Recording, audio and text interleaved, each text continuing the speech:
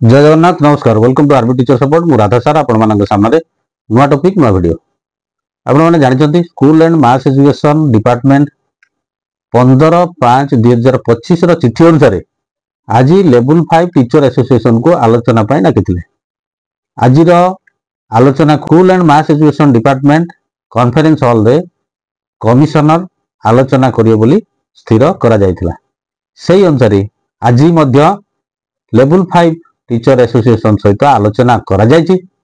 कौन आलोचना करागला केउ दाबी उपर आलोचना हला केउ दाबी पूरण हबो जो प्रतिनिधि माने आलोचना को जायथिले सेमानकर मत कौन रहउछि आज वीडियो रे जानबा। वीडियो को शेष पर्यंत देखंतु। चैनल टी सब्सक्राइब करनथिले सब्सक्राइब करिवे नोटिफिकेशन बेल ऑन करंतु जा फल रे जत्ते बेले चैनल रे नुवा वीडियो आसीबो प्रथमे नोटिफिकेशन आपन सूचना मिल जिवो। वीडियो टी भल लागिले लाइक और शेयर करिया पई भूलिबे नै। आसंतु देखि नबा लेवल 5 टीचर एसोसिएशन रो कार्यकर्ता माने जो माने आलोचना को जाइथिले से माने कोन कहउचंदी को विषय रे आलोचना हला को विषय रे कमिशनर मैडम कोन कहले को दाबी पूर्ण हबो कोडा हबो नाही से विषय रे कोन से मानकर मत रहिछि। नमस्कार आमे लेवल 5 टीचर एसोसिएशन लो सभ्य माने आज सालिन मैडम को भेटिलु। प्राथमिक शिक्षक मानकर जहाँ दाबी थिला ताहा उपस्थापन कलु। प्राथमिक शिक्षक मानकर तो अनेक दाबी अछि। दुईटी मुख्य दाबी नहीं कि उपस्थापन कलु। प्रथम दाबी थिला 42 ग्रेड पे, सेकेंड दाबी थिला कॉन्ट्रैक्चुअल एबोलिशमेंट। 42 दाबी भाई आम विभिन्न प्रकार दुखित उपस्थापन कलु जे विभिन्न स्टेट रे 42 ग्रेड पे अछि आमनकर ग्रेड पे करिया आवश्यक। एनईपी अनुसार हमर 42 ग्रेड पे करिया आवश्यक।